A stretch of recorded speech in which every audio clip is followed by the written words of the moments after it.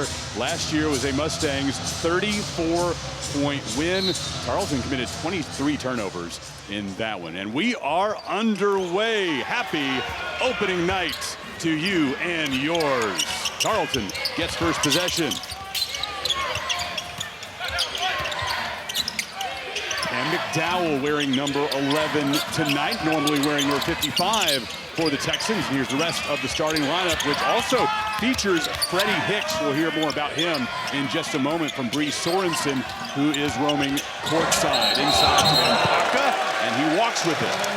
A nice pick and roll action. They get it down to Mpaka, who generally can face up and go to work. But that time he caught it a little bit too tall, but the pressure from the Mustangs caught him off guard. And that's the one thing that you'll notice this year about the Mustangs. They really want to focus on defense. It's one of the reasons why Corey Washington was brought on board. Boopie Miller working it inside to Corey Washington. There's the Mustangs starting lineup. It features B.J. Edwards, rims out on his first attempt of the season. It's usually very difficult to get a paint touch, especially early against Tarleton's defense, but that one really helped him. McDowell off the mark, the second leading scorer in NCAA Division II last year. Leroy Kelly, the fourth, misses, and we are still scoreless through 1 minute of play.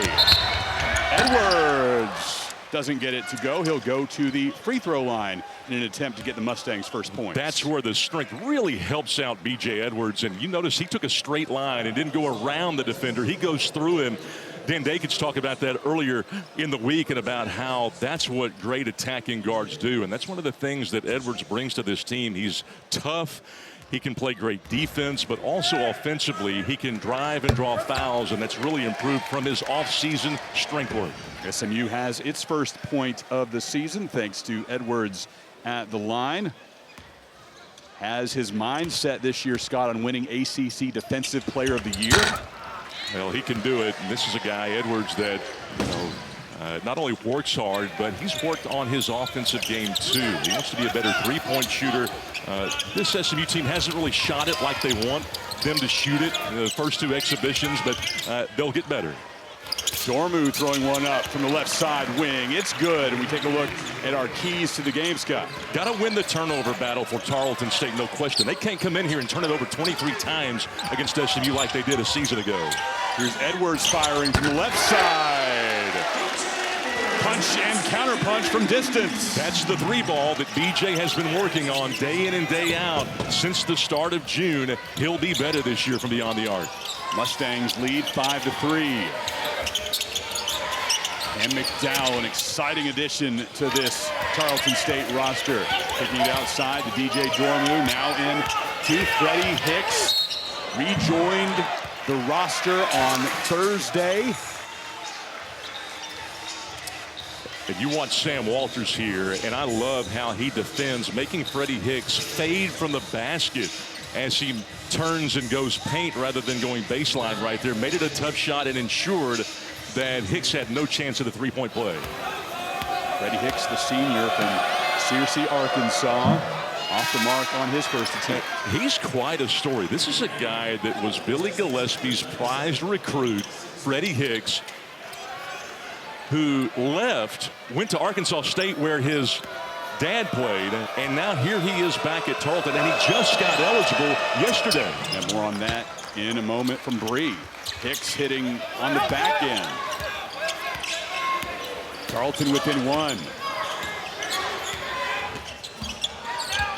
Boopie Miller, 13.2 points per game last year for the Mustangs. Inside to Sam Walters, working hard in the paint, no good. That might not go in game one, but in game 7 or 8, he's going to be money. Here's Hicks driving in the lane. No good, but he'll go to the line, fouled by Walters. And that's why this is a guy that Billy Gillespie said we got to have. We got to get this guy back somehow. He returns to the program last year. Notice how he draws the foul and had a chance to finish. And for Walters, that's 2 personals already, and we're only 2 minutes and 20 seconds deep. And 5 years ago, he was named All-WAC Freshman of the Year. He is just fantastic. Makes him go. 5-5, Texans and Mustangs. As Jaron Pierre Jr. checks in as a Mustang for the first time. The Conference USA Player of the Year last season at Jacksonville State. Carlton only shot 36% against the Mustangs in Moody last year. That has to improve for them to have a chance, but they're hanging 2.5 minutes in. Hicks hits both. Texans lead by 1. Miller to Corey Washington and on to B.J. Edwards. Edwards inside to Semet Igutolu. Kicks it out. In and out. The Mustangs get it done. First points for Pierre. Jaron Pierre can create his own shot, but he didn't need to, because when you dump it down inside of the big man and he's got that kind of space and draws the double, somebody's going to be open on the perimeter, and the Mustangs knock it down. SMU retakes the lead. It's 8-6 now, 3 minutes deep in the first half. But those are the shots that the Mustangs are going to have repeatedly, ad nauseum perhaps, if they can play with the kind of spacing they're playing with here and the kind of spacing we saw against Oklahoma State. Dormu short on his attempt. Carlton State 1 of 4, trying to get it up to Igutolu. Unsuccessful on the alley-oop. And we've seen 2 plays now by Semet and Sam Walters previously that will start to fall as this team gets games under its belt. They're a little rusty right now. They haven't played much when the lights have been on, but this is going to be a much different SMU team this year. Knocked away. And Kelly back over to Dormu on the S for the SMU midcourt logo. Inside to Hicks, trying to work it to Andy Sigaskar, no good. Edwards all alone, finally gets some company, but does roll it in. One of the problems that Tarleton had against TCU and why they lost by 30 plus about 2 weeks ago was getting back in transition. It's very odd for a Billy Gillespie coach team to not sprint back, but this is what SMU is trying to do. They want to run first and then set up that pick and roll motion second. They want a high percentage of plays with a broken floor. Texans haven't scored in over 2.5 minutes, trying to break that skid. Can't do it there with McDowell. Look at Pierre get up there for that basketball and high pointage. And gets it to Miller, kicking it back outside. Now Edwards into Igutolu. The Turkish tower, unsuccessful. We'll go to our first timeout at Moody Coliseum. SMU leads 10-6. Igutolu will be at the line when we return from the hilltop.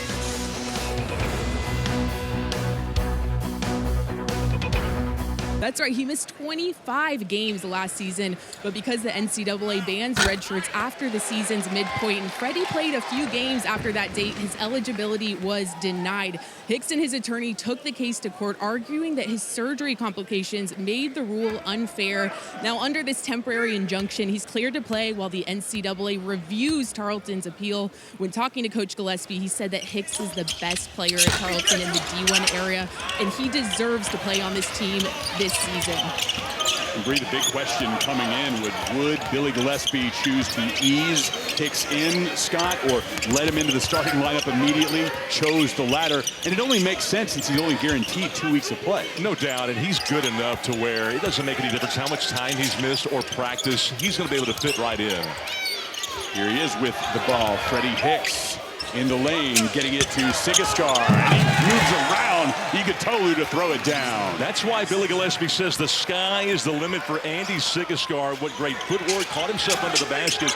A very simple adjustment, great spacing that time for the Texan offense. SMU adds 3 to the scoreboard. There's Boopie Miller, his first points of the season. This is what Boopie brings to you. Not only can he get a paint touch and get 2 feet in the paint to suck that defense in and kick it out, he can also score, but his defense has really impressed the first 2 games. That's really what they've emphasized for Boopie coming into the season.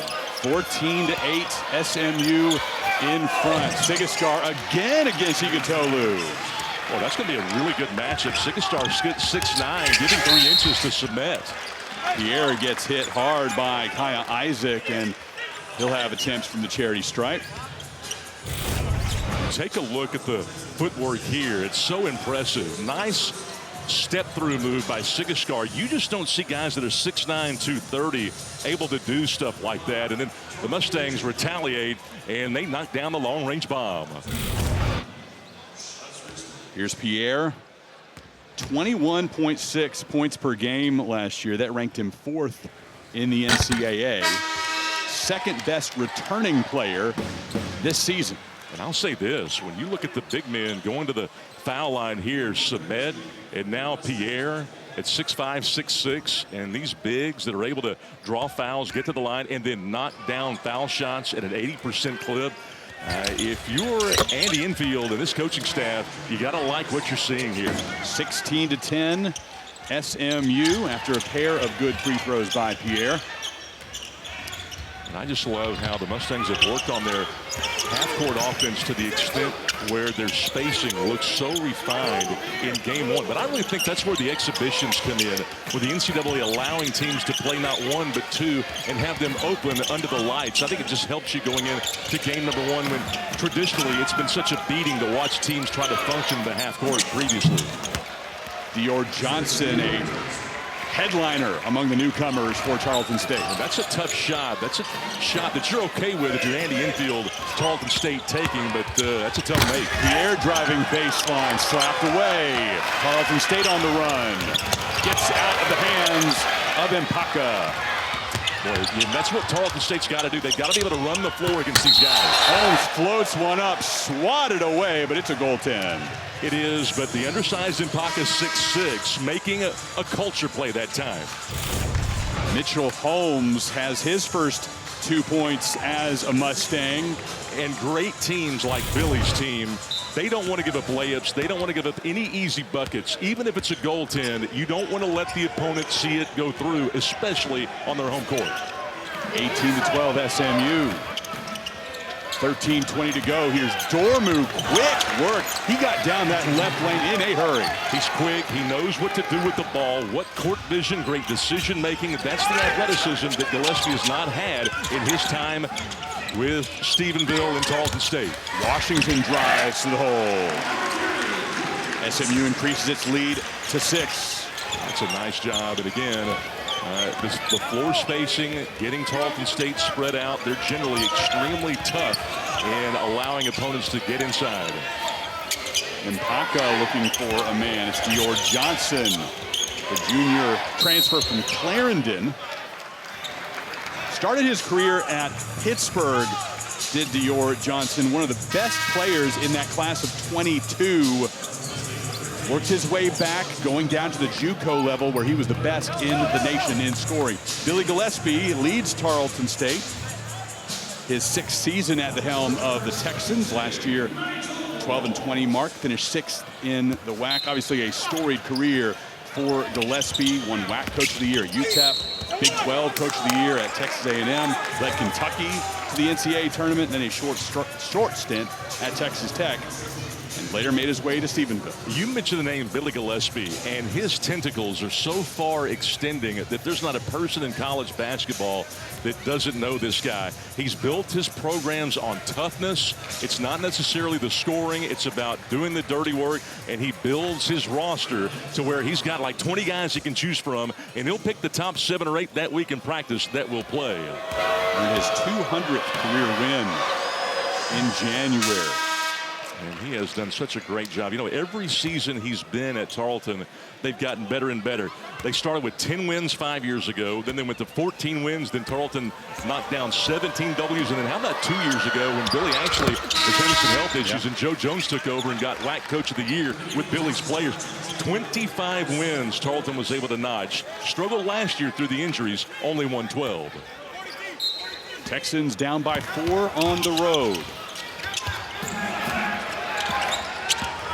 Here's Pierre.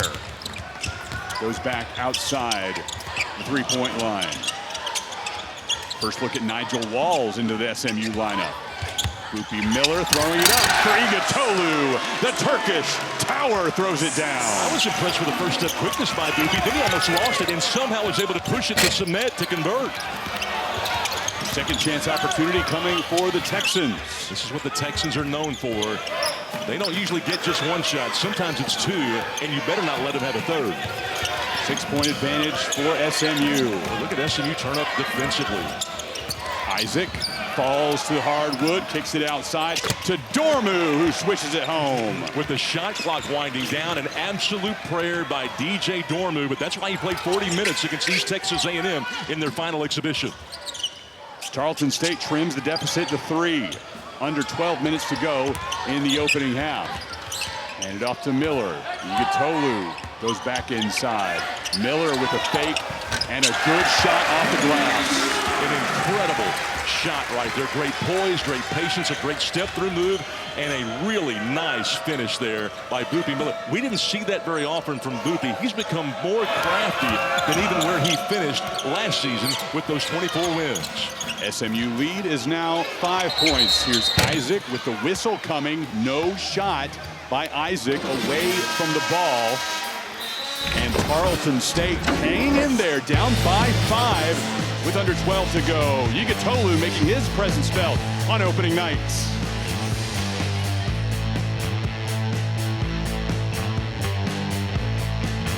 Enfield told me that B.J. Edwards has taken major strides this offseason, especially on the offensive end. Last year, Edwards was one of the best defenders in the country, setting an SMU record with 83 steals. But this season, Enfield wants him to be more of an offensive threat. He said he's improved his shooting, his decision-making, and the team needs him to score a little more after losing 3 double-figure scores last season. Edwards told me he's been working closely with Coach Enfield on speeding up his three-point shot and working this summer on his conditioning, and Coach said he expects him to be a more confident and consistent scorer, not just for himself but for his teammates too, and we can see him doing that right now, leading the Mustangs with 7 points. And Bree, another thing that Coach Enfield pointed out is that BJ now has the most swagger of anybody on this team. Also a big part of the leadership this season. Edwards firing from distance, straight on, no good. Had space right there. Nice shot in rhythm by BJ, just could not quite knock it down. But, you know, you and I were talking during the break about the turnovers and about how Tarleton State has only, forced a few in the exhibition games and none so far tonight. The Mustangs have really taken care of the basketball. Mustangs nearly forcing another. There they do. SMU gets possession. Well, this Mustang team on pace for over 100 points tonight, and they had 5 games where they scored over 100 last year. That one bounces off of the chest of the freshman Nigel Walls. There's Andy Enfield, the second-year head coach of the Mustangs. Last year, SMU 24-11, #1 seed in the NIT. His arrival in Dallas came after 11 years at Southern Cal. 220 wins there, the 3rd most for head coach in Trojans history. And those 24 wins matching the largest win total since 30 wins, a school record, making the NCAA tournament in 2017, a place where they really feel like they can challenge for this year.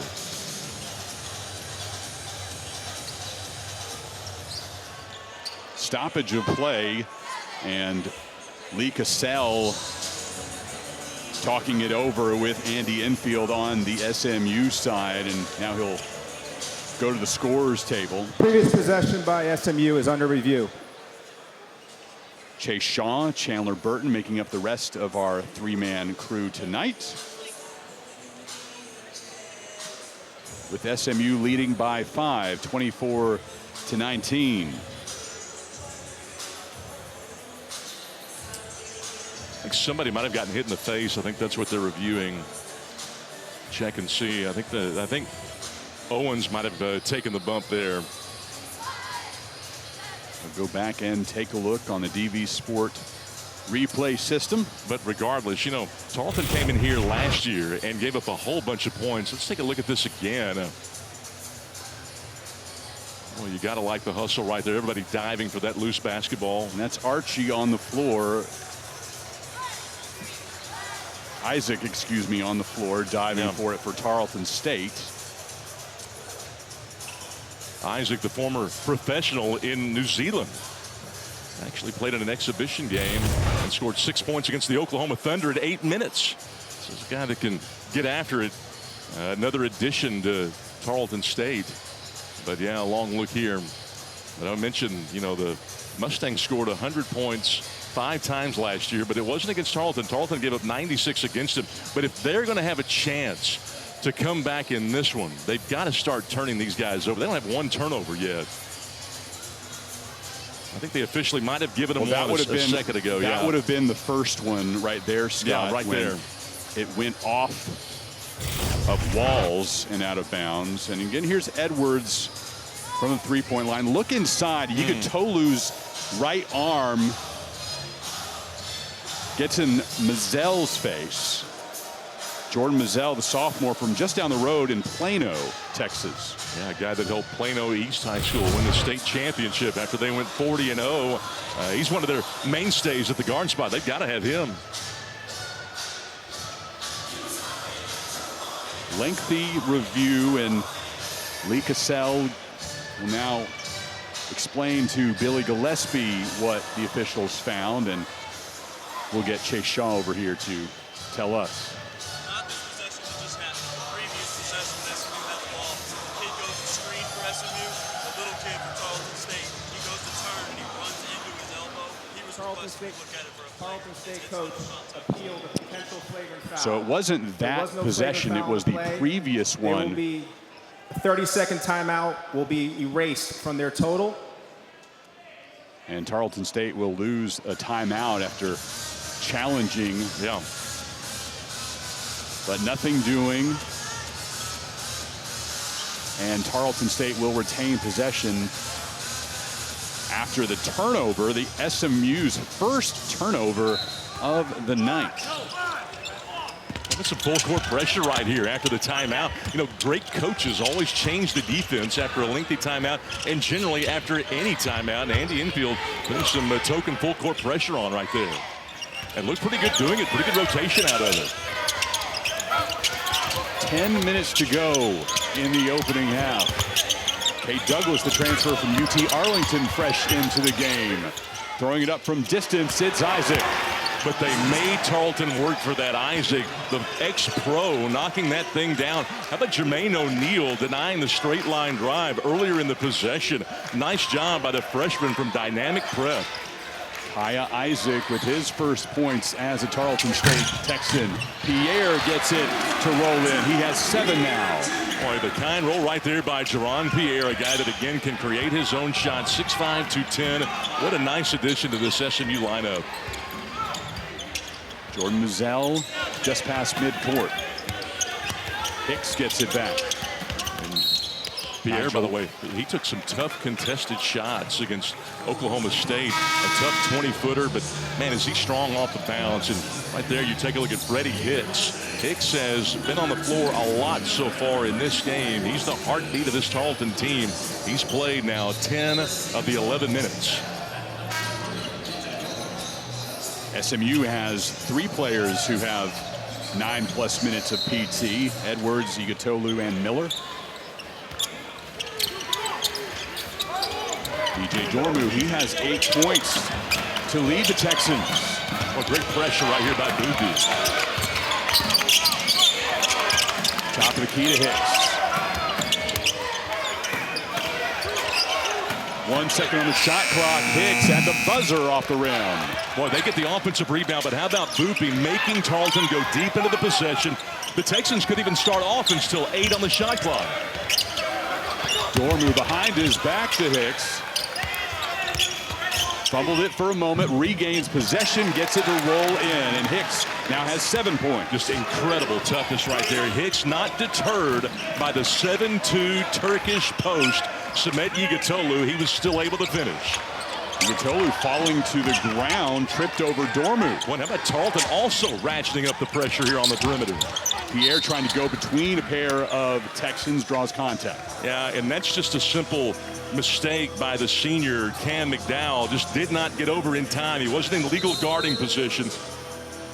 You've got to be straight in front. Instead, Pierre forces the defensive split.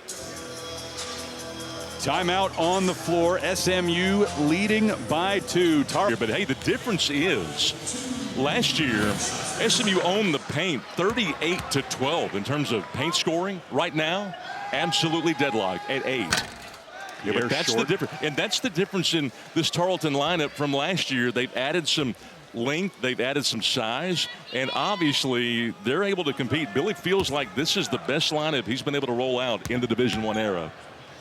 Mustangs had a 32-3 run to pull away early last season in this matchup. But now we're more than midway through the first half. Mustangs lead is only 3. But remember, Billy had 4 starters that were out due to injury, and they were out for most of the year. Problems throughout the season last year for the Texans. Wound up 12-20 on the year. 6th place in the WAC. And how about the Mustangs going into a zone defense right here, forcing the Texans to hit shots from the perimeter. 5 seconds on the shot clock. McDowell left wing triple. Only nylon on that one. I'm thinking he didn't have his entire hand on the ball to shoot a knuckleball up there. Pierre gets hit by Cam McDowell. McDowell still looking for his first points as a Texan. Last year, the 2nd best scorer in NCAA Division II at Northwest Oklahoma State. But playing an ACC opponent a little bit different than playing East Texas A&M 7 days ago when he had 18 points on 7 of 12 shooting, 2 of 5 from deep. One of 2 exhibition games that the Texans played at their new arena in Stephenville. Miller rattles out. Yugitolu gets the board, and another. He'll have to go to the charity stripe to get his points. But a great offensive rebound and a nice job by the 7-2 center for the Mustangs to stay with it. He didn't get impatient. He kept the ball high when he got that second chance, and he forced Tarleton to double down on him. But those are the bunnies that Chris Capco and Andy Enfield and the entire coaching staff want to see him start making consistently. Yugitolu, confident and comfortable this year. Battle-tested now after a season in the ACC. Coaches want to see him be a true rim protector. He's made a bunch of adjustments with the new country, culture, the school, and the style of play. And how about the footwork? The footwork for Samet has improved considerably. He's worked so hard with Eric Mobley, the assistant coach, who works with the big men for the Mustangs, and he is so much better now than he was last year. And he's able to get himself in position to finish at the rim, and he just really struggled with that last year. Mustangs lead 28-24. Dormu baseline pass, but gets hit before he sends it away. One of the things that you notice about Tarleton State is that all of their guards, not just their point guard, but their 1s, 2s, and 3s are not afraid, even though they're undersized, to go right at defenders here and try to go through them to draw the fouls. Dormu from underneath the Texans basket. Knocked around, regained by Isaac, and he gets the triple to fall. That's 2 3-pointers for him in the early going. And for him to shoot in rhythm after all of that chaos, after the deflection, is a credit to him. He's a senior. It's his only year of eligibility. He's out of New Zealand. He's already played in the professional ranks overseas. And he has the Texans within a single point of SMU in Dallas.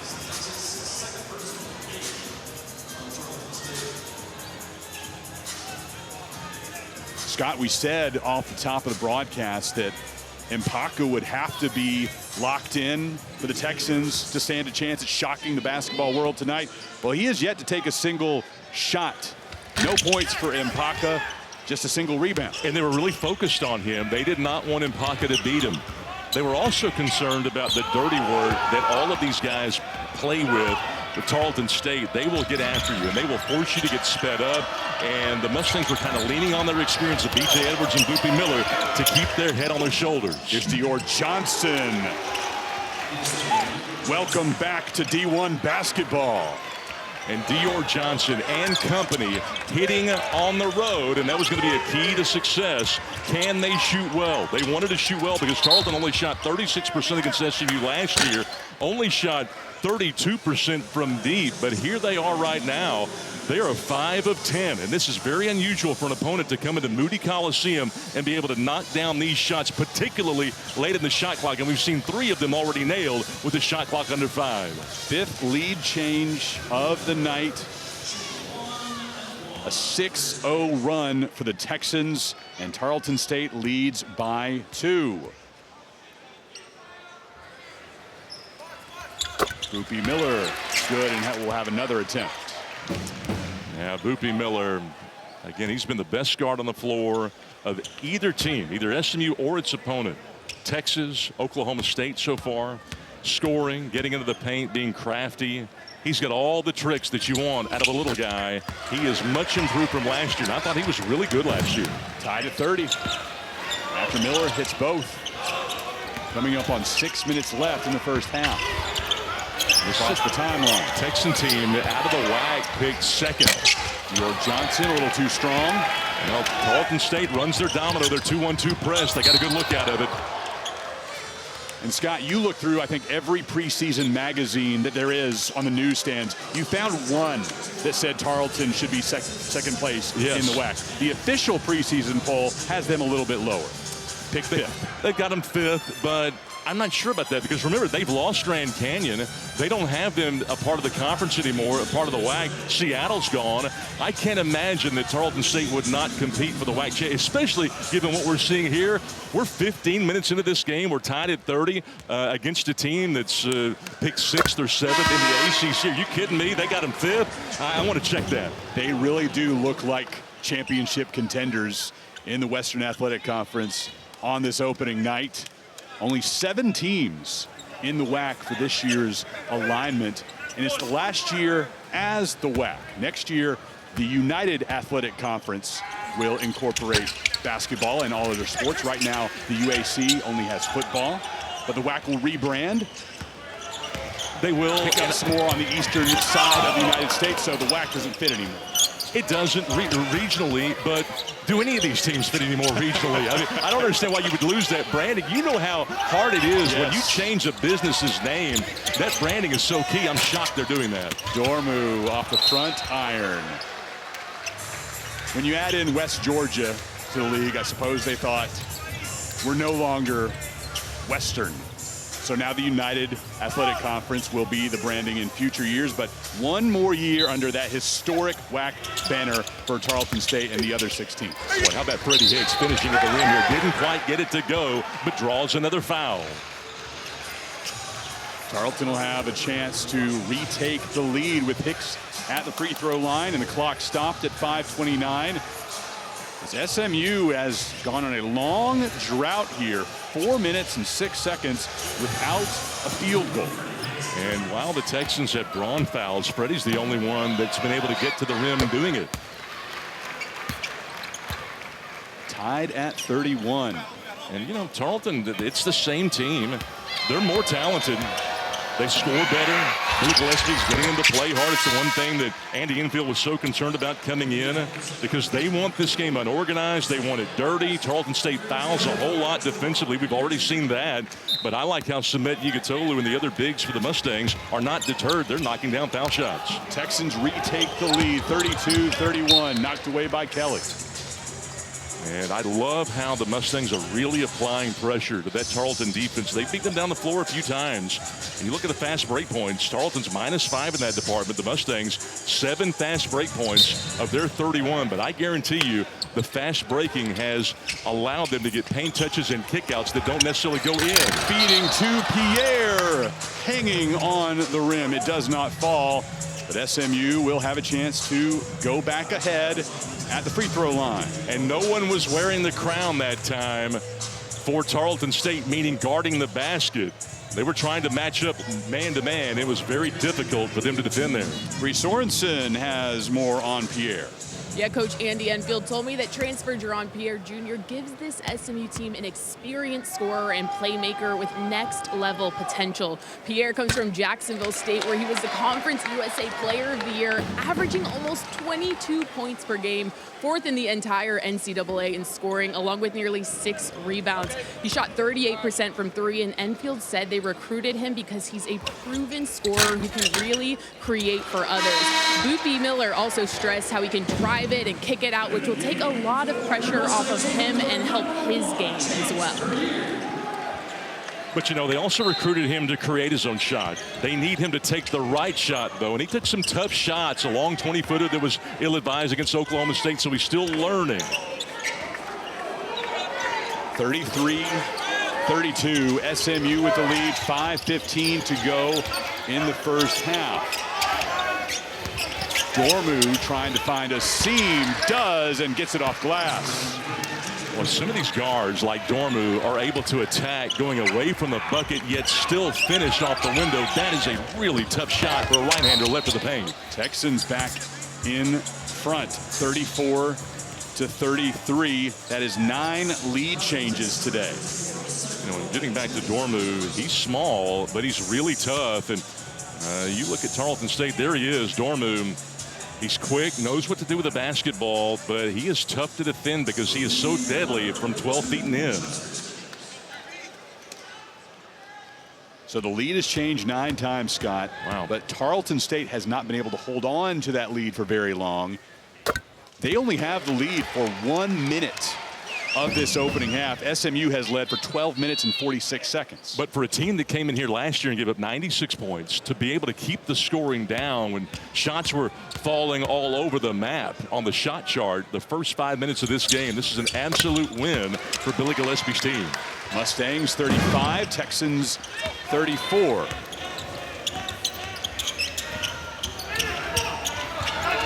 Still a lot of basketball left to be played, but Carlton State certainly forcing a lot of people to click over here to ACC Network Extra and see what's going on the hilltop. Boy, Chris Mpaka and Samet Yigatolu continue to go at it. From the top of the key, no good. Yigatolu kicks it out, and Kelly able to get the board. Owens off of Mpaka and out of bounds. I thought the closeout by Malik Archie really sped up the shot right there. That was just fantastic by the Mustangs. Chance Purrier will take the ball out of bounds, the redshirt freshman from right here in Dallas, former Carter Cowboy.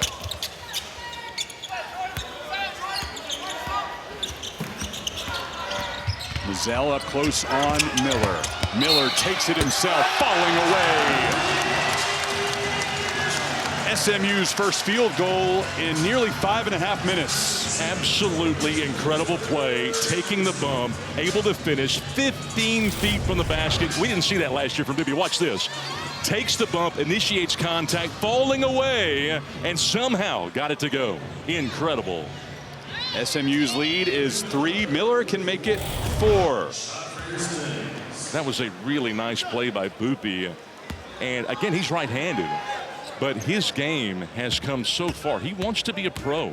He wants to play in the NBA. And as they talked about, he knows what he's got to do for a guy his size to get drafted, to have a career in the NBA. He's got to work toward the little things and do it on a daily basis. And you see the little things really surfacing as being a difference in his game from this year to last. Miller missed some time last season with an injury. He did. Hurt the Mustangs a lot. I think most people were convinced that this team could have made a run to the NCAA tournament if Miller was available more often. I agree. And of the 5 games he missed during the regular season, during the ACC schedule, the Mustangs lost 3 of those. Also, in the NIT, he wasn't available. He didn't play because of a hand injury. So the injuries cost him 7 games. That's almost a third of your schedule. Whistle away from the ball. SMU leads by 4. A tight one on the hilltop. Happy opening day to you and yours. Cam McDowell, a huge addition. Second best scorer in D2. Dior Johnson, top scorer in JUCO last year. SMU revamping its roster as well, but they do return 3 starters from last season. They add the nation's 4th-ranked high school recruiting class, Scott.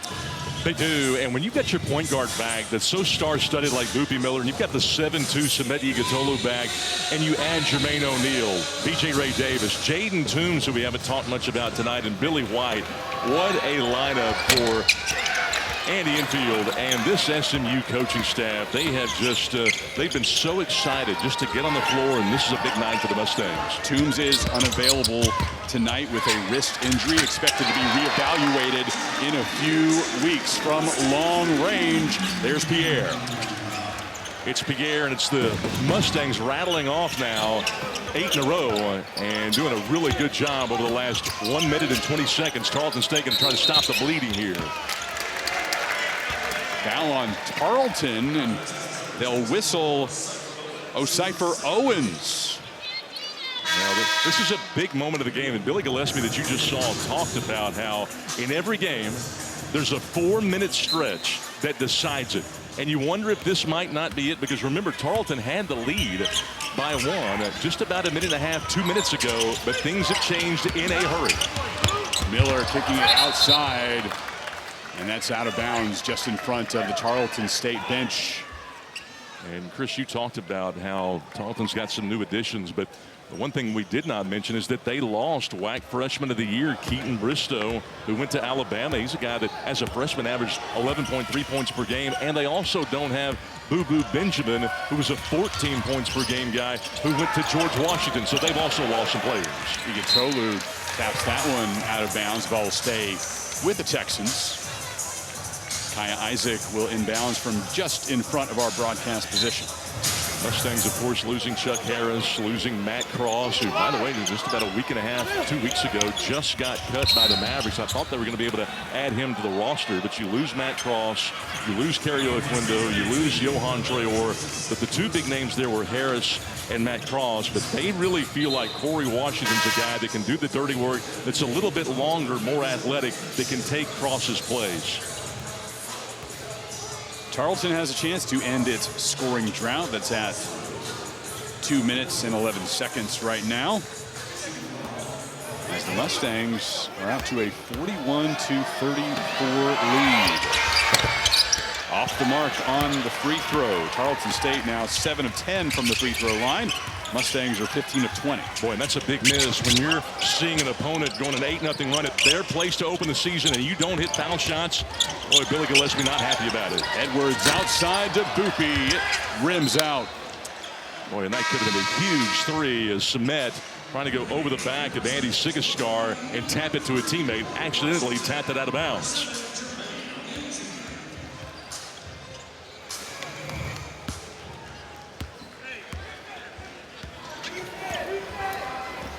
Check the turnover battle there, Scott. We mentioned that being a big issue tonight. Carlton State has given the ball away 7 times. SMU just twice. Mizell can't end the drought.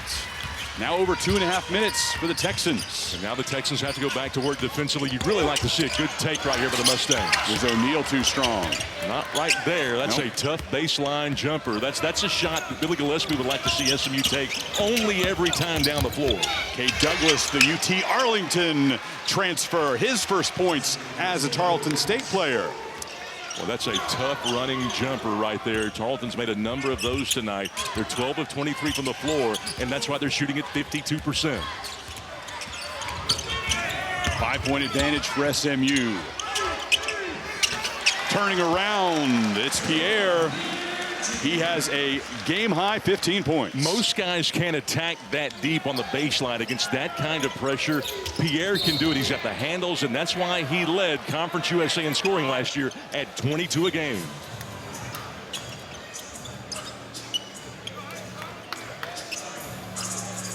Pierre making his 4th collegiate stop here at SMU under Andy Enfield.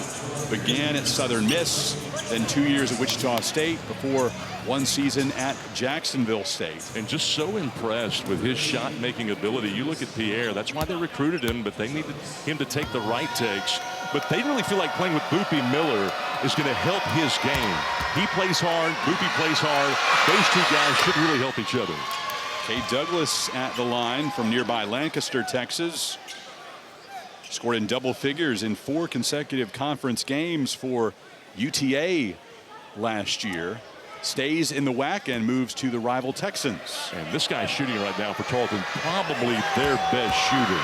He was just fantastic this last summer for Tarleton. Douglas hits both.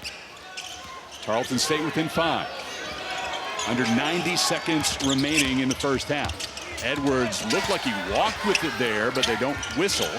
Yeah, he gathered. He got to the rim. He just couldn't quite get the extension on that shot. Nice move by BJ. But those are the moves and those are the attacks we did not see from him consistently last year, but they like how he's put on some strength.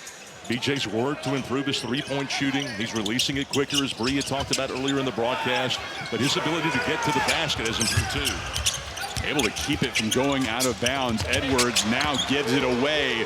Here's Douglas moving quickly. Washington able to catch up from behind. I stopped by Washington to get there, and that's the dirty work. That's the Matt Cross type. They're going to see number 3 right there. If you're worried about losing Matt Cross, which I hated after last season, to have this guy as a pickup, the Wichita State transfer, a high motor guy, he is just fantastic. He was a 14-8 guy, a 6'6" swing man, but he brings an element of toughness that we haven't seen around here in a long time. Zell out to Owens. Now on the SMU logo with Isaac. Under 10 seconds left on the shot clock. 52 seconds left on the game clock. Fading away off the side of the backboard. No good. When Isaac got to his spot, you don't see that lefty shoot it off the side of the glass very often. Inside Igutolu. He'll head to the line, battling with Sigaskar down low. But what about the decision by Edwards to dump it to the big man? Rather than shoot a tough runner, he says, I'll get it to my 7'2" guy and let him go to work. Edwards won't get credit in the stat sheet for that. That was a fantastic play by BJ. Igutolu telling us that last year was all about adjusting. New country, new culture, but now finally feels at home in Dallas. He had great decision after great decision against Oklahoma State. Great footwork, great balance, great free throw shooting. Are you serious? You know, he was in the 50s last year with this free throw shooting, this 7'2" center. If they can get him in the 60s, they will really feel like they've made a step with Sumet. And tonight, you look at his free throw shooting. How about 3 of 5?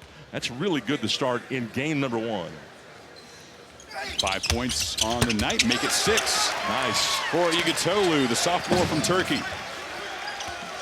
67% tonight from the line for Sumet. That you'll take that every night from the big man, and he's going to go to the line a lot because his footwork has improved. He's learned how to draw fouls. 25 seconds left in the first half. Battling, and Sigaskar loses that one to Igutolu. And how about the ability to contest without fouling right there when Tarleton did a great job to reverse the ball and get him one-on-one in the post. 13.2 seconds remaining in the opening half in Big D.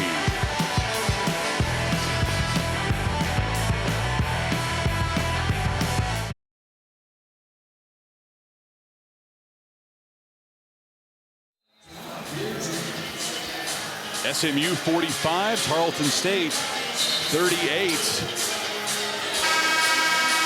SMU has been able to force 7 turnovers and score 7 points off of those tonight. And that is the difference. It is, and you cannot come into Moody Coliseum and give up 40-plus points in a half and expect to win a game, but that's what Tarleton has done here. Only 6 times all year last year did Tarleton give up more than 40 in the first half. Pierre inbounds to the backcourt to Miller. 10 seconds left. Screen set by Igutolu. 5 seconds. Pierre from long range hits with 2 seconds left on the clock. Douglas unable to get the shot off before the buzzer. And Billy Gillespie is really pushed the ball and putting pressure and playing while the defense is in transition.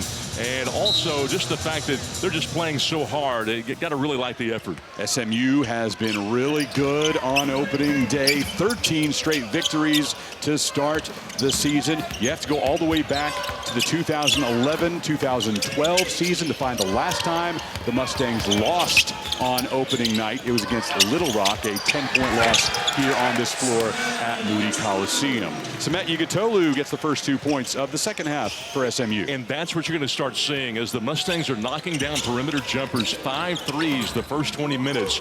You see defenders getting out on shooters. That leaves Sumet one-on-one. He will absolutely eat your lunch. He's much improved from last season. 12-point lead for SMU. Biggest advantage of the night. Freddy Hicks against Sam Walters, and Hicks will head to the free throw line where he is 7 of 8 tonight. Well, that's why Freddie is so crafty. Walters very frustrated, but well, that's what Freddy Hicks does. He really had no no sights on trying to finish that shot. He was just trying to dig into Walters, and he was able to draw the foul. He's been going to the foul line consistently.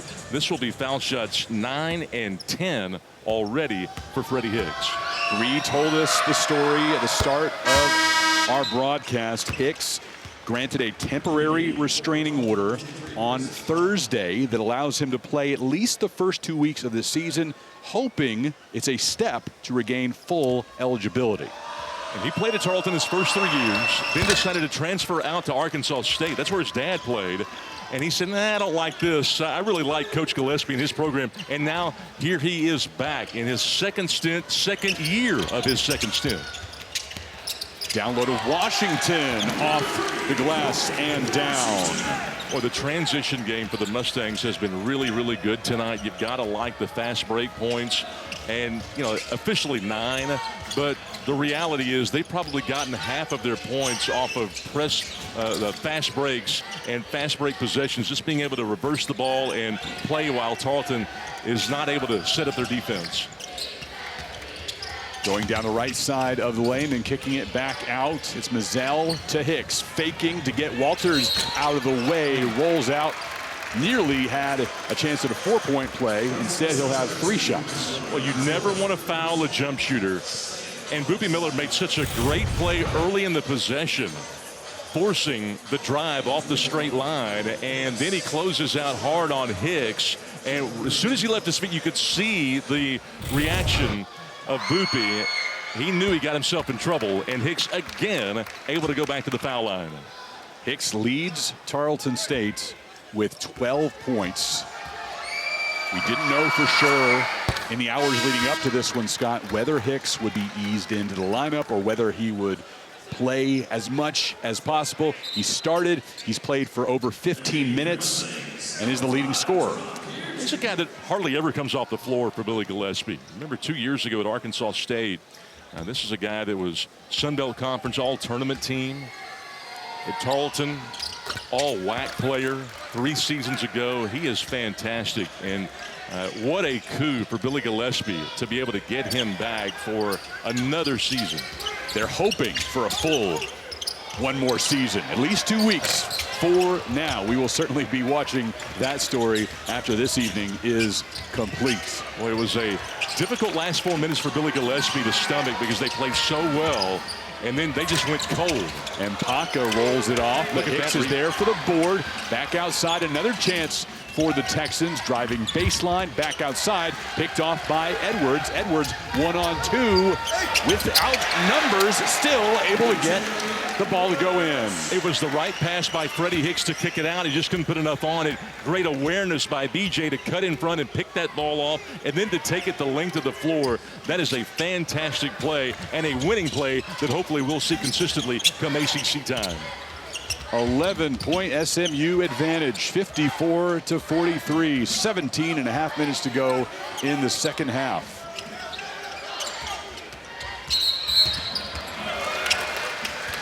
Offensive foul called on Tarleton State, trying to drive around the SMU defender, Pierre. Well, when you're setting the ball screen, you've got to let the guard do the work, and you saw Christian Paca just squeak that hip out. He just nudged that hip out, and when he did that, you knew that the offensive foul was coming. But you've got to credit SMU for going over the top of that ball screen. That's why you've got to go over the top of it consistently, because you'll force those offensive fouls. At the timeline, an unnecessary foul there from Kaya Isaac. That's his 3rd. Not a good foul right there, and Billy Gillespie kind of scratching his head. He knows his team is in it, but you just can't make mistakes like that. And Billy may waste no time pulling him out, saying, hey, what are we doing here? I'm not a great lip reader. I don't think Coach Gillespie was happy. I think you're right about that. It was something along the lines of, what are you doing? Driving to the rack. Follow no good. Yugitolu got it. Another chance at the free throw line coming for Cement. That's what the length by Corey Washington will afford the Mustangs to do. When you can get a second chance, a third chance, and when sometimes your best offense is a missed shot, like it was right there, you know you've got the opponent right where you want them. This guy, Corey Washington, talk about doing the dirty work. Matt Cross, a guy that made a jump with his shooting. They're hoping that Corey Washington can do that as well. But even if he just gives you what you just saw, he'll be a really valuable member to this SMU team. But I want to look at the shot form right here by Samet. This is the best I've ever seen him shoot. He would rarely finish high. When you shoot foul shots, you've got to get your elbow into the ball, and you've got to finish with your hand in the cookie jar with a high release. We did not see him with this kind of high release at all last season. He was short-arming it. Ugitolu stays at 9 points. He averaged 10 per game last year. Might have short on that last one. Under 17 minutes to go. Hicks gets the screen from Mpaka. Instead of going to him, goes across to Johnson. And Johnson gets whacked as he goes baseline. But it was really the ball screen action that allowed that play to happen. 60% of ball screens in the NBA result in an opposite corner pass, which is what we just saw. But I really like how Johnson takes advantage of it. He attacks the closeout, draws the foul. Really good offense by the Texans. Johnson again has the ball in his hands. Now it's Dormu at the top of the key, trying to find a seam. Backdoor to Hicks. Knocked away. Hicks trying to improvise. It was a great cut, just not a great pass. Walters from distance off the front of the iron. And brought down by Dormu. Look at that effort by Washington. I thought he almost had that ball. Foul called on Edwards. Boy, and how about the entire Tarleton bench bouncing up, applauding that play. It doesn't matter what the score is. They don't play to the scoreboard. The very next possession is the most important for the Texans. It's what Billy Gillespie ingrains in this team, and you see him playing with that now. That's the one thing that Chris Capco and Andy Enfield talked about coming in. It doesn't matter what the score is. They're going to keep playing hard. They're going to force us to be good mentally from start to finish. And more than anything tonight, Coach Gillespie told us he wanted to see that effort and pride. He said that was not something that showed up in their initial exhibition game against TCU. It didn't. There was a loose ball. Nobody dove for it. Billy Gillespie couldn't believe it, and they only forced one turnover in a half in that ball game. How can you win a game doing that? Horned Frogs made a visit to Stephenville to open up the new building on the Tarleton State University campus. Played an additional exhibition against East Texas A&M. They'll play their first regular season game there on Saturday against Texas A&M Corpus Christi. Reaching up and getting it in, it's Chris Mpaka. That's his first points of the night, Scott. You won't see a ball spun like that on an alley-oop very often, but somehow that thing goes. I thought Hicks was going to try to shoot that thing. Nah, he was throwing the alley-oop pass. Great decision by Hicks. Great communication by Hicks and Mpaka. Ugitolu has it knocked away by Hicks. SMU leads by 8 points. It's opening day in Dallas. SMU looking for its 14th straight win to begin a season. But the focus is on getting a little better every single day. Coach emphasized toughness and togetherness, and their identity has to come from doing the dirty work, rebounding, diving for loose balls, and playing with a ton of physicality inside. He told me that's the way we like to play, tough and connected, and you can see this team's toughness here tonight, hanging in this game, Chris and Scott. Absolutely. This is a big challenge for Tarleton State tonight, but they're going to get a lot of them. Scott, this is the first of 4 opponents the Texans will play from the Power 4. They are, and you know, they've got a tough game with Cincinnati. They've got a tough game with Baylor coming up. They know what they're doing. Billy Gillespie not afraid to schedule the Gonzagas, the Michigans. They play all of those teams. He thinks going into a conference schedule that they'll have this year, it will really help them and really toughen them up. Next for Carlton State is LSU. Just 2 days from now in Baton Rouge. Boy, watch how they double down on Samet. They triple-teamed him last time. Edwards off the mark. Last trip down, and Walters gets called for the offensive foul. Hey, Sam Walters has gotten an absolute earful from Freddy Hicks, who has forced him into 2 fouls. That's the second time tonight that's happened. Walters is trying to contain his frustration. 4 personals on Walters. The only player on either side with that many. One thing that's dangerous here is the Mustangs kind of letting Tarleton hang around. Only a 9-point advantage for SMU.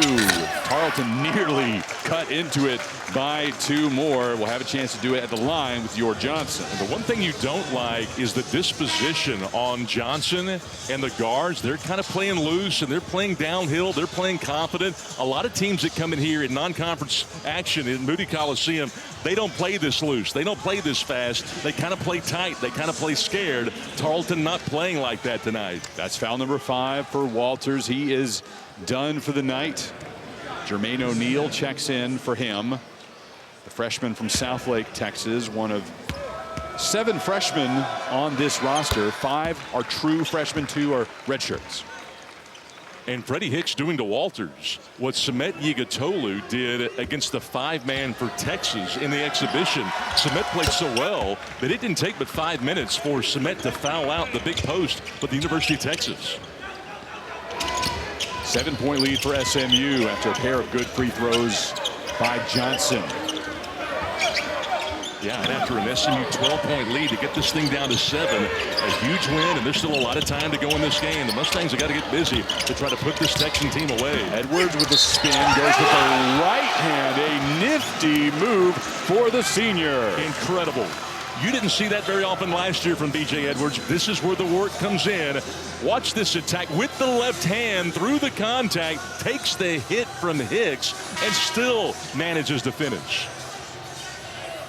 Edwards averaged 9.9 points per game last year. He now has 14 on opening night. Well, that is fantastic work, and I can't tell you how hard that is to do with your non-dominant hand with a left-hand dribble left of the paint, and then to finish through that contact.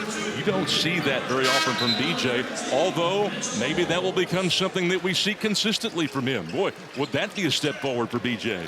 Stretches the lead to 10 points with the free throw. BJ's a guy that's known for his defense, an elite defender, 11th nationally in steals last year, ACC's all defensive team he made last year, and to see him do that offensively, man. Dior Johnson stops, unable to draw iron. Well, Texans basketball. It's amazing how good these officials are at this level. I thought initially they got the call right, but they're going to change it here. After a brief discussion between Chase Shaw and Chandler Burton, possession goes to SMU.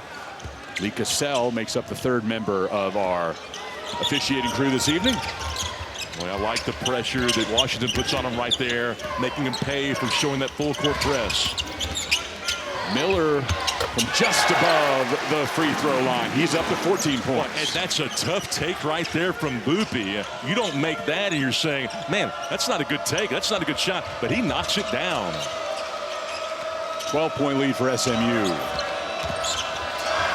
Johnson inside to Chris Mpaka.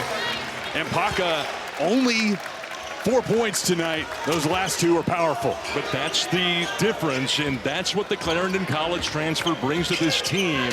The awareness, the court presence, and the ability to get it to Mpaka on time. He pulls the Texans within 10. We've had 10 lead changes tonight. Texans have a long way to go to catch the Mustangs. Boy, they are making some items on the highlight reel for us. Boy, and that was a highlight reel play. He just threw that thing down, high flying, and that's why I think they've got to be one of the top 2 teams in the league. Whoever had Tarleton 5th in the WAC, I'm not sure they know what they're doing.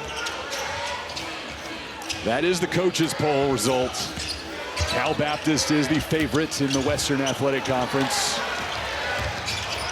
Look at that hustle.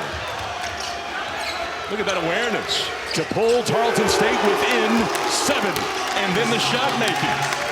Hustle, awareness, shot making. The whole bench is up. This thing's getting tight. 63-56 Mustangs.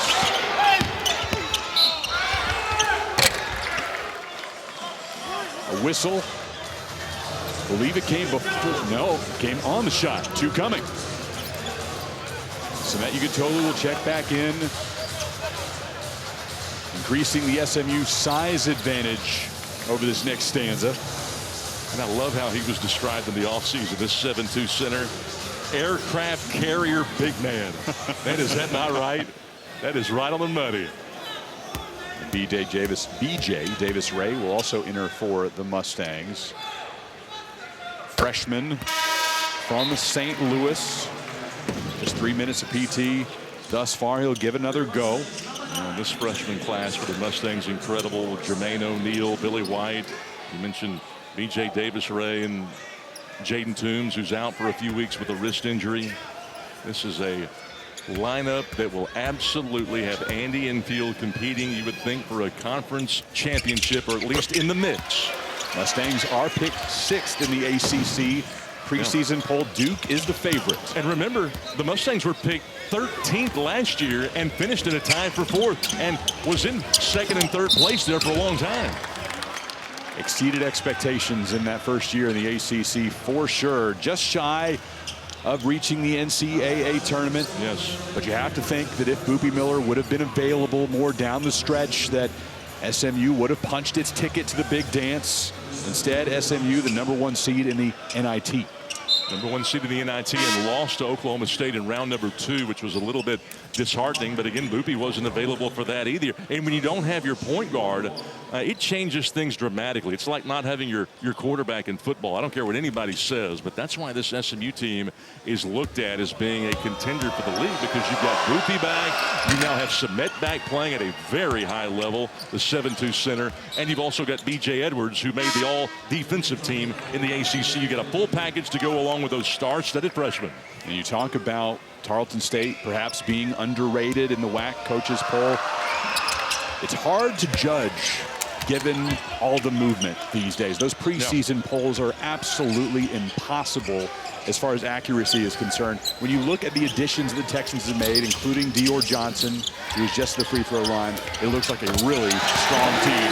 So do the Mustangs. Corey Washington, the transfer from Wichita State, he was second team all-conference last year with the Shockers. He was a 14 points per game guy, but he's a guy that does the dirty work. If they can get him scoring like that consistently, man, is he going to be dangerous. 10-point SMU lead. Under 12 minutes to go in the second half. Turning and hitting. It's A.J. Dent with his first shot of the night. That is a big-time play. A community college transfer. He is outstanding. What a job staying in rhythm with that shot. Davis-Ray too strong. Second chance opportunity for the Mustangs.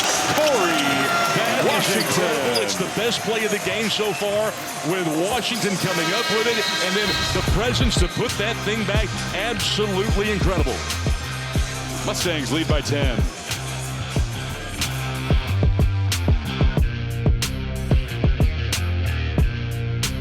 He plays multiple positions, gets deflections, steals, rebounds. He just impacts winning. He added that Washington's the kind of player who doesn't have to score to make a difference. His effort and physicality set the tone for this SMU lineup. And you can see his physicality right there with this and one, Scott and Chris. It was incredible, and I thought the play of the game so far. He just took the ball away from Chris Mpaka, their biggest, strongest, toughest guy, and then scored after the shot fake. An incredible play by Washington, who's known for the dirty work, as you talked about, and now for the scoring. Yeah, that intensity is going to get your attention.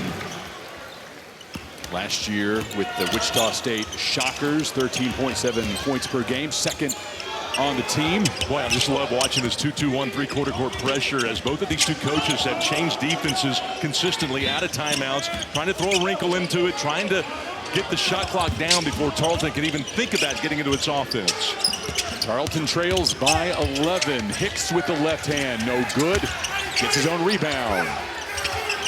And Mpaka well off the rim.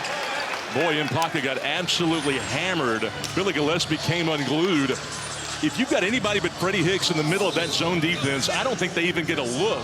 But they got two, and I thought there was one, if not two, fouls on that offensive possession against SMU. Mustangs will go to the foul line themselves. And Mpaka, all he could do there, force one up well to the right of the rim and off the glass. Go all the way down to the other side for Submet Yigitolu, the sophomore from Turkey. Yeah. And 9 points for him. They would like to see him really improve that free throw shooting. We talked about the percentage coming in. Misses it here, but he was 5 of 8 at the line before that. That's a big miss in an 11-point ball game here. But the way these two get the freebies down the stretch. Yeah, the way these two teams are playing, it feels like it's a tighter game than 11. 10.5 minutes to go. Dormu feeds it to Dior Johnson.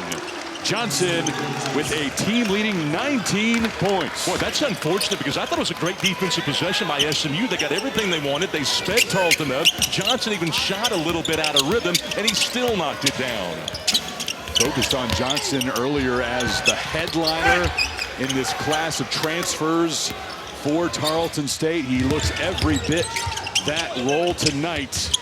19 points, 3 of 4 from long distance. Dormu trying to add a three-pointer of his own. Before that, he was 2 for 2 from beyond the arc. Yeah, and Dormu letting that thing go from deep. I don't think that's the shot Billy wanted, although it wasn't a terrible take. SMU leads by 8. Make it 10. The shot making tonight by both of these two teams has been fantastic. Tarleton, a team that shot less than 40% last year, at 49 right now. The Mustangs at 58% from the floor. And that last make right there, that was a tough take. You can count up 10 times, I think, where the Mustangs have taken a shot like that and been able to get it to go. That is a tough shot. 17 points for Edwards, 6 of 10 from the field, 2 of 5 from three-point land, and 4 of 5 from the charity stripe. SMU's lead stretched out to 11. Their largest lead tonight was 12. Mustangs ran 2 possessions where they really get out there and they press. Now they're going back into their man-to-man. Good hands. Well up in the air. Johnson picks it back out. Chance for Hicks. Good fake. Driving. 2 seconds on the shot clock. No good. Whistle comes against the Mustangs, and Boopie Miller incensed. That's a great possession right there by Tarleton. Dean Smith, the former North Carolina coach, always said, if you can get the ball to start on one side of the floor, swing it to the other side of the floor, and then get it back on the other side of the floor where the possession started, you'll always get a good look. And that time Hicks caught it, had plenty of space on the attack, and he draws the foul. And as you could probably pick up, context clues here, Scott, the replay was just shown on the overhead video board, and Mustang fans just as unhappy as Boopie. No doubt about it. I thought it was a questionable call myself. The one thing that I did notice, too, is that Freddy Hicks kind of faded away at the foul line. It's very unlike him. Great foul shooters lean in just a little bit at the foul line with their shot. Let's see if he makes an adjustment here. 4 fouls on Boopie Miller, and he heads to the bench with 9 minutes and 14 seconds left. His Mustangs leading by 10. Oh, my. And the Texans will have a chance to cut that deficit to single digits. What careless mistake right there, an unforced error. And you look at the turnovers, that's the 8th that the Mustangs have been forced into. Pierre off the leg of Edwards and then back to Pierre while he was still out of bounds. Johnson coming in for the ball as Mpaka hits the floor. And not a smart foul right there. That's a foul 25 feet from the basket, away from the ball. You know, you want to pressure and you want to cut cutters and you want to be disruptive, but you can't be careless, especially down the stretch of a game like this. That's why these games are so important. Even these non-conference games against teams like Tarleton State, a lower level team out of the WAC, it's still important. You can look at the tape and you can learn so much about your team and learn how to make adjustments going into conference play. Mpaka, 4 points, just 2 of 3 from the field, has had very little opportunity. 5 rebounds contributed, though, and he's sitting at 4 personal fouls. He will remain in the game despite that figure. Boopie Miller, on the other hand, on the bench with his 4 personals. And Mpaka not able to do what Semet Yigitolo has done tonight and knocked down 5 at the line.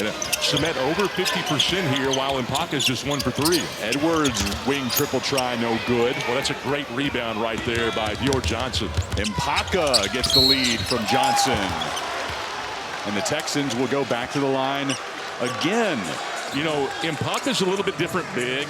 He's not the 7'2" guy that the Mustangs have, but you watch this. He has the ability to put it on the floor and lean in through contact and finish like that, drawing the foul from B.J. Edwards. Mpaka's 1 of 3 from the line tonight. He's got a little bit more dexterity. He is 6'6", the Frank Phillips Junior College transfer. Shot 59% from the free throw line last season.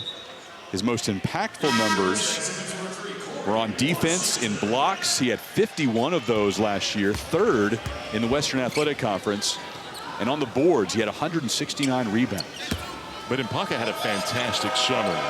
One of the better athletes in the WAC, in the interior. High motor guy, hard worker, but a win-first guy.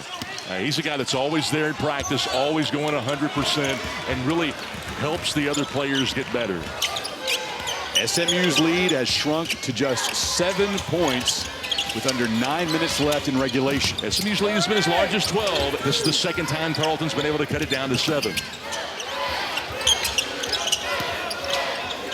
Under 10 on the shot clock for Pierre. Look at that battle inside. Pierre spins and fires. Short. Yigitolo trying to get the board. Can't do it. And I thought Mpaka won that possession, not allowing the entry pass inside to Semet. That is a very quick whistle against B.J. Edwards. It is, and the whistles have gotten tight. The game is still close. We're less than 9 minutes to go. But these guards, you've got to give each team credit. They are forcing the defense to really function. They're forcing the defenders to play defense.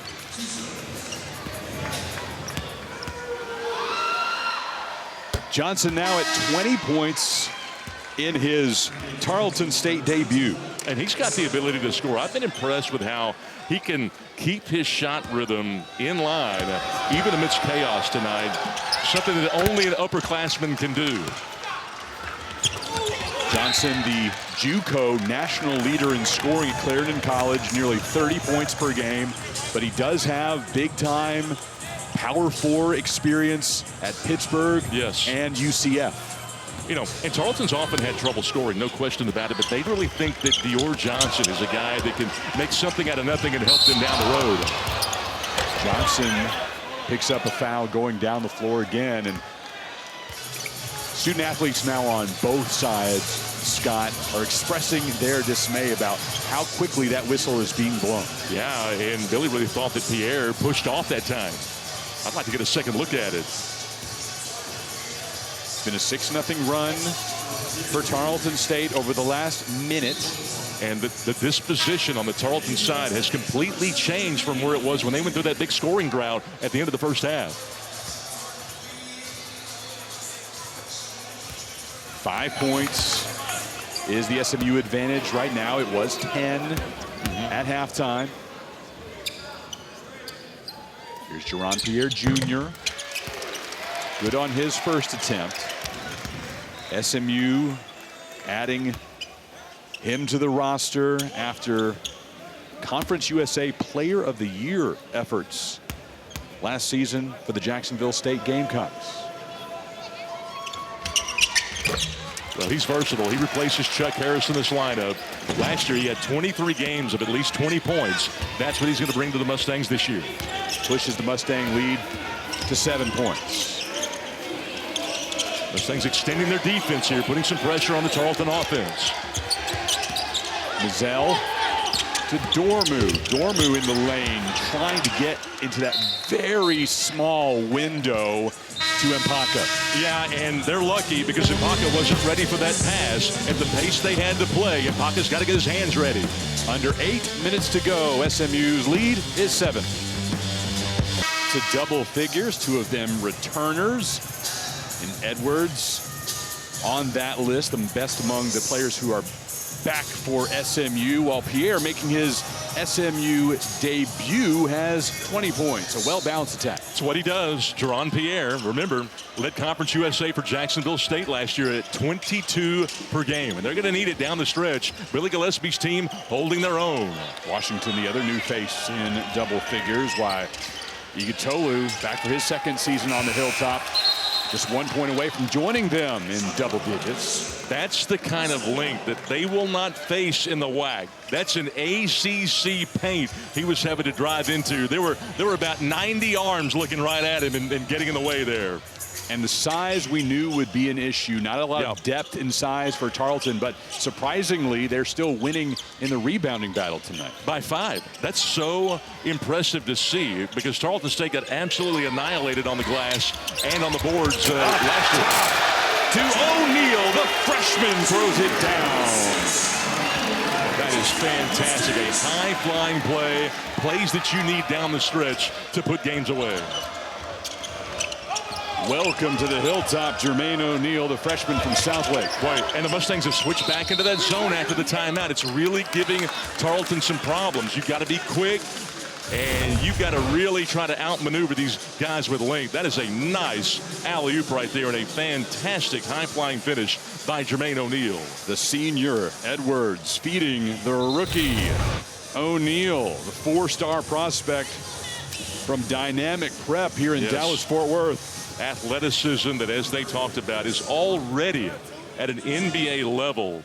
Their jaw drops every day in practice watching this guy make plays like you just saw. Part of an SMU high school signing class ranked as high as 4th nationally.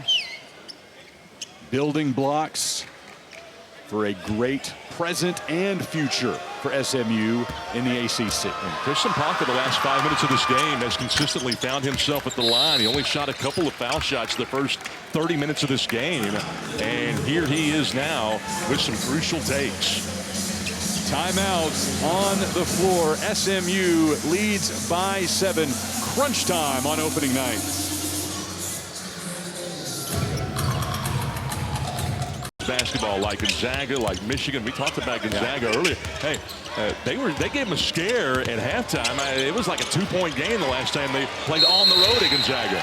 Violation, unable to get it across the timeline. SMU turns the ball over. How about that? That is something that is vintage Billy Gillespie, and you see Andy Enfield a little bit frustrated. This is what Billy does to teams. He will break out a press at a moment's notice. They work on this day in and day out. They hang their hat on pressure defense. 9th turnover for SMU. Carlton State has given the ball away 11 times. SMU leads by 7. Boy, they are staying in this tough zone defense. The Mustangs are really making things problematic. 2 seconds on the shot clock. Johnson throws up a prayer, no good, and it does not draw iron. So a backcourt violation, a 10-second violation, unable to get across midcourt for the Mustangs, followed by a shot clock violation by the Texans. It's interesting because until Billy Gillespie and the Texans break this, I suspect that Andy Enfield will stay in it. It's been very effective the last 4 times in the half court against Carleton. Quickly able to get it across here are the Mustangs. Washington turns and fires nothing but net. He has 12. And that's not an easy shot right there. That's a 10-foot floater. But Washington has made a living in his career on being able to hit those things 15 feet and in. SMU leads by 9 with 6:20 to go in regulation. And they are staying in this defense. I don't suspect SMU to go back to their base man until Billy Gillespie and the Texans figure this out. They're 0 for the last 4. 5 seconds on the shot clock. Kicked away. Texans will retain possession. Well, they got fortunate there because they're going to reset the shot clock to 20. But you see, and Billy Gillespie just trying to figure this out. They're trying to flash somebody middle. They can't seem to get a paint touch amidst this zone defense. And it takes a team that's skilled and quick and that's played together for a long time. It's hard to do that in the first game of the season in the NIL era. Dormu gets it to Hicks. Knocked away from behind by Pierre. It'll stay with Tarleton State. Great job by Pierre and submit to Swarm without fouling right there. Hicks is so good at drawing those fouls in the post box.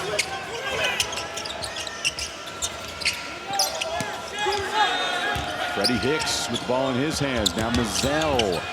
10 seconds on the shot clock. Great job by BJ to deny that drive. He thought about it. Johnson trying to go baseline around Washington's head, throws it away into the backcourt. Carlton State cannot figure out this zone pressure that the Mustangs have come out here with. And Andy Enfield doing a great job of staying in it right here until Tarleton forces them out of it.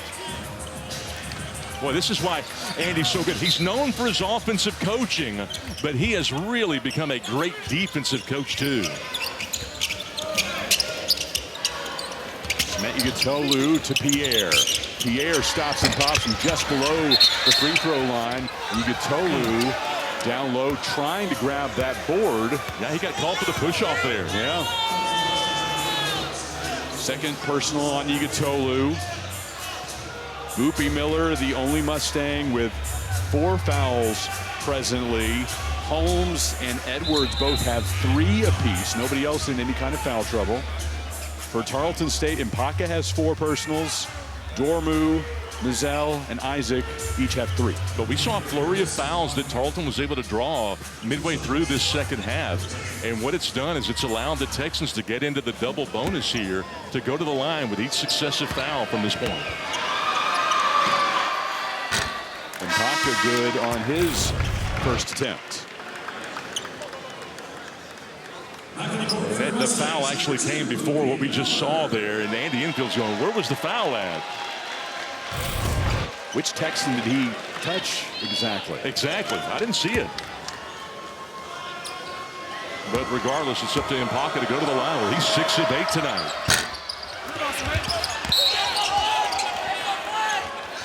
I think a foul was called right there on Tarleton, was it not? That's on Hicks. Hey, and this is going to put SMU into the double bonus. That's a bad foul. That's 94 feet from the basket. So the Mustangs catch a break. 4th foul on Hicks.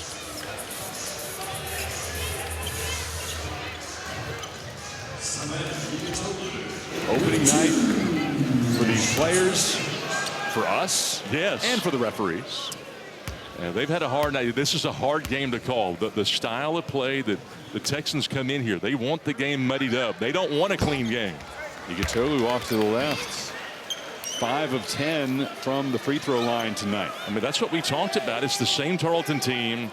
They're a little bit more talented. They want it unorganized, the Texans do. They want it dirty, but the Mustangs said, hey, we can't lose our composure because Tarleton fouls a lot. You can't get frustrated. We have older guards to kind of guard against losing our composure. It's the back end, and the Mustangs are up by 9. Boy, and I'm surprised that they didn't attack baseline right there. I thought Dormu made a bad decision right there. Now you've got to play against this tough defense that the Mustangs have gone into, this tough zone, and you're down to 14 seconds, and you haven't even really started running offense. Mizell over to Hicks, who's playing with 4 fouls. If that goes against him, he's done. And it does. Hicks is disqualified. Gillespie's not happy with Hicks because he forced that drive against an overloaded defense. You've got to be able to get that thing into the soft spot at the elbow or the short corner, and the Mustangs not allowing any kind of entry pass against this tough zone defense, this pressurized zone defense. Really nice job by Andy Enfield the last 3 minutes to stay in it. Tarleton's been able to get nothing against it. Freddy Hicks added back to the roster yesterday after a temporary restraining order was granted on Thursday. Starts in this game, plays 26 minutes, scores 15 points, but he is done. Boy, and this is where the Mustangs can really take the air out of it right here. They've got them right where they want them. They're doing it with defense here. And, you know, with a shot clock, you can't go 4 corners or anything like that. But you want to take nothing but good takes from this point forward. The pressure's on Tarleton. 4th personal against Jordan Mizell, the sophomore from nearby Plano, Texas. And Boopie Miller, who is being driven this season by being named to the ACC second team in the preseason. Thought he should have been on the first team. Yeah. Now he's hungrier. He's hungrier. And he's doing it by putting in the work. I don't know that there's ever been a time in Boopie's career where he's put in more work on his own to improve his game individually. But, you know, the clock is short for a lot of these guys, particularly a senior like Boopie. This is his last year. This is his last chance. For him to have a chance at playing in the league, he's got to be able to do the little things, and he has certainly improved in so many areas. Under 5 minutes to go on opening night in Dallas. Boy, look at this 1-3-1 defense that this SMU team has gone into. Billy Gillespie and company cannot figure out this matchup. 10 seconds on the shot clock. Tarleton trailing by 9. Isaac has it knocked away by Igatolu, then off of Washington out of bounds. And right there, right when Isaac caught the ball, Johnson should have cut baseline on the backside, but he didn't, and it really muddied up the waters for Tarleton. 3-point try, a little too strong, and Boopie Miller pulls down the board. Edwards to Washington, back out to Edwards. When you look at the Mustangs, they're being very careful about what shots they're taking. Edwards nearly had that one going the other direction. The ball into Mpaka's hands, but a whistle against Carlton State. You know, and this is really a point in the game where, you know, you've got 4.5 left. You're trying to milk this lead, and the Mustangs right here with an 11-point lead got to be very careful about the shots that they're not playing quite as downhill. 5 on Mpaka.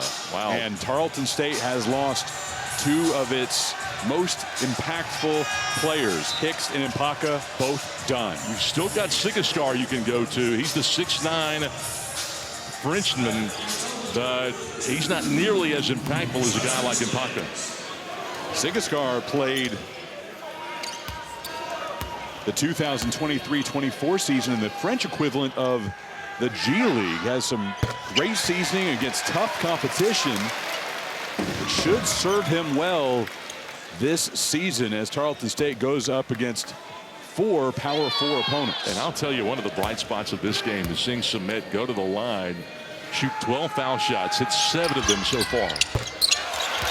Make it 8. Good on both this trip down the floor. Tarleton State has not scored a field goal in over 6 minutes. They trail 85-72. Time is running out on the Texans, who have not hit a field goal in over 6 minutes against this zone. Isaac no good. The streak continues. SMU on the run. Corey Washington up to 14. And Billy Gillespie needs a timeout. He's got the media here, but man, the wheels have come off, and the Mustangs putting this game away and doing it with defense. 15-point lead. Douglas kicks it away all alone now in the corner. Can't take advantage of it. Under 10 seconds to go. And I'm shocked he didn't take that 3. He should have. Isaac from the free throw line extended right. No good. Board brought down by Sigascar. Another chance for Tarleton State with shot clock reset to 20. Sigascar with a flush. It's the first good offensive possession for Tarleton in literally 6 minutes of gameplay. Finally hitting a field goal, but SMU immediately counters. A really good job of continuing to apply pressure in transition for the Mustangs.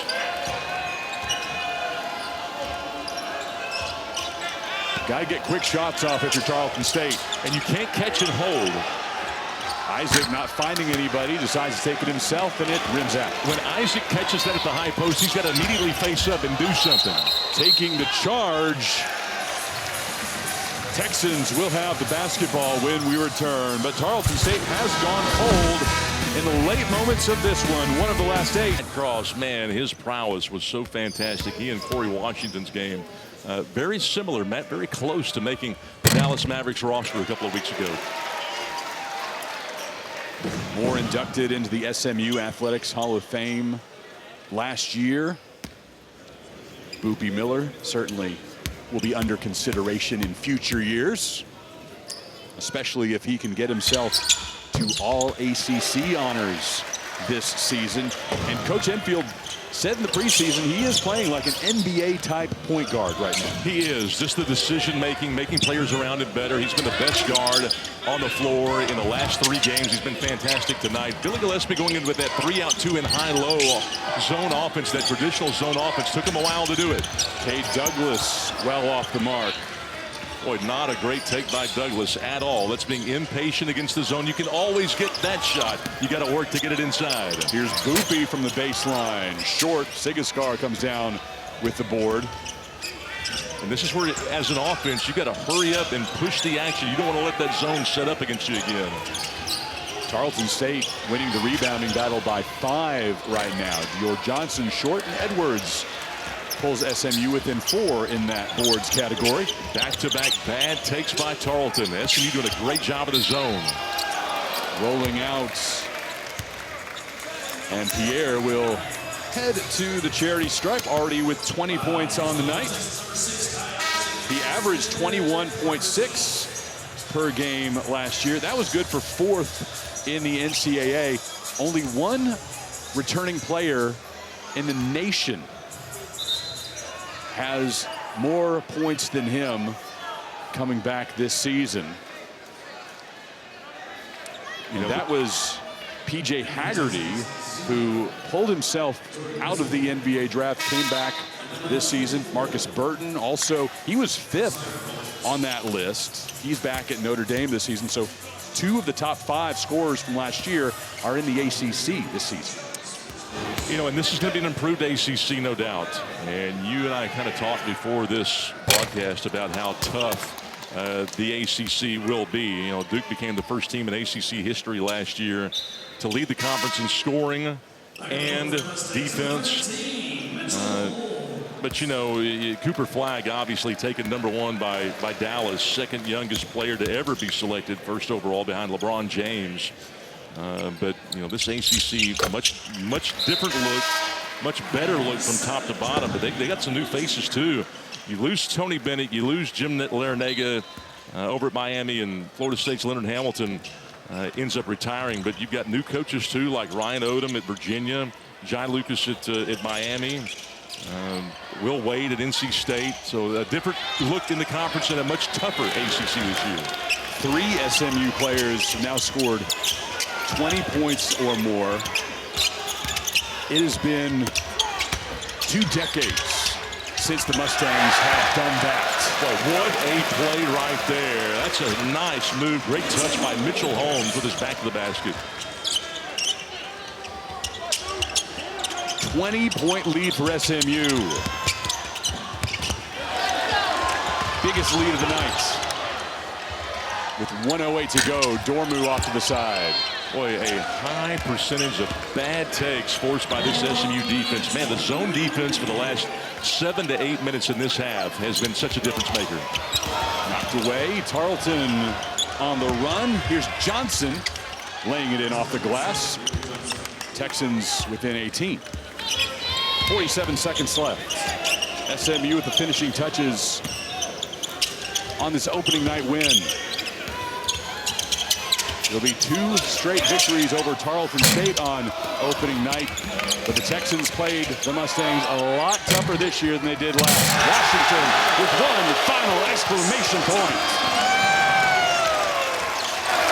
Incredible night. We've seen some high-flying plays, and that's another one. Johnson backing off. No good. 20 seconds left. The shot clock is off, and SMU can dribble out these final seconds. SMU winds up with a 20-point win. They led by 10 at halftime. But early on, we had 10 lead changes and 5 ties. 14 straight wins on opening day for SMU. And